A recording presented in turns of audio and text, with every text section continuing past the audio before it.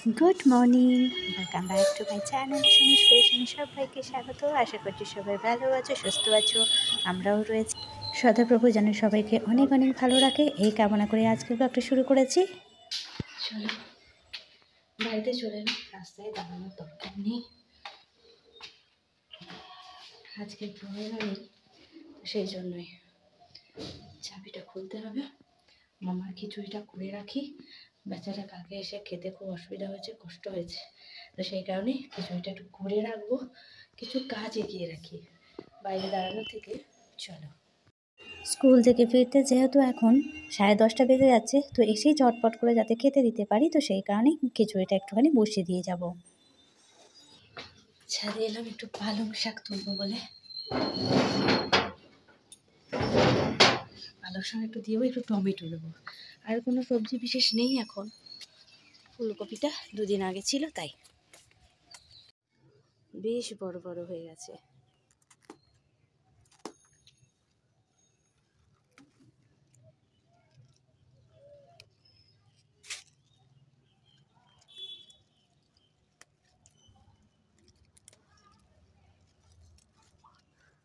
এখন শুধু মামার জন্য একটুখানি তুলে নিয়ে যাই, আর পরে এসে আমাদের জন্য রান্না করব, তো সেইটা পরে এসে তুলে নিয়ে যাব।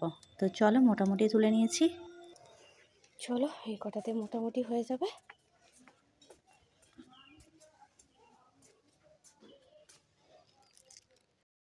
ব্যাস পালং শাকটা একটু সুন্দর করে ধুয়ে ছোটো ছোটো করে কেটে নিয়েছি, একটু টমেটো দিয়ে দিয়েছি, বসিয়ে দিই।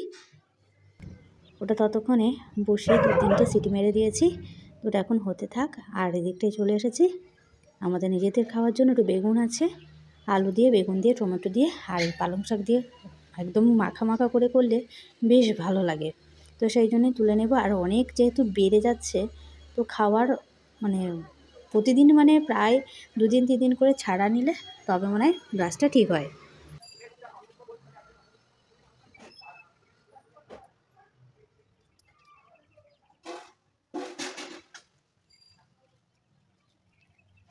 এই পালং শাকটা আর ধনে পাতাটা এই দুটোই সুন্দরভাবে হয়েছে।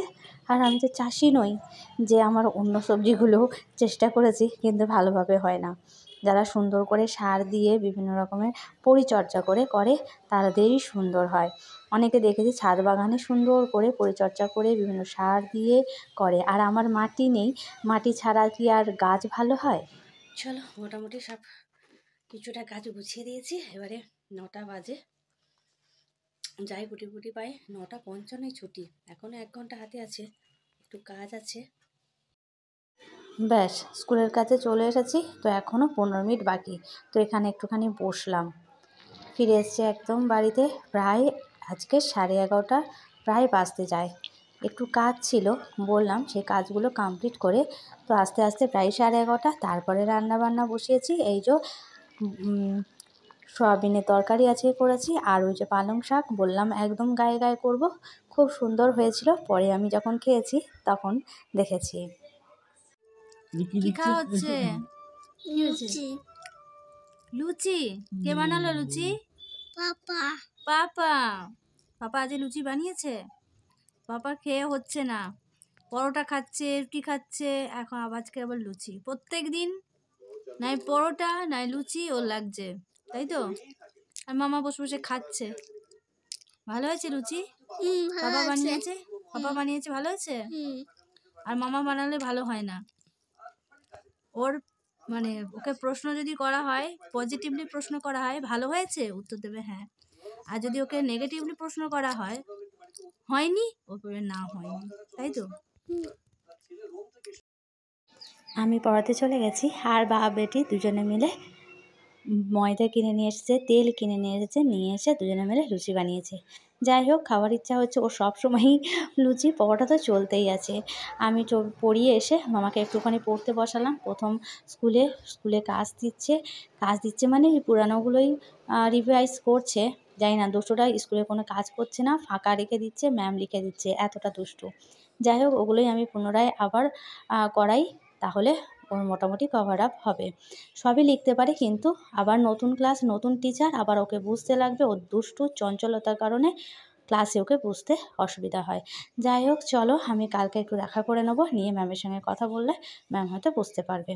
ওকে রাত্রিবেলায় আবার খিচুড়ি বসিয়ে দিয়েছিলাম। আমাদের সঙ্গে ও লুচি খেয়েছে, কিন্তু ওই দুটোর বেশি খেতে পারে না, আর দুটো লুচি খেয়ে ওর পেটও ভরবে না, সেই জন্যই মিষ্টিও খেয়েছে, কিন্তু তবুও সারা রাতের ব্যাপার তো, ওই জন্য একটু রাতের দিকে আমি একটু খিচুড়ি করে দিলাম। যাই হোক বন্ধুরা, আজকের ছোট্ট ব্লগ তোমাদের জন্য।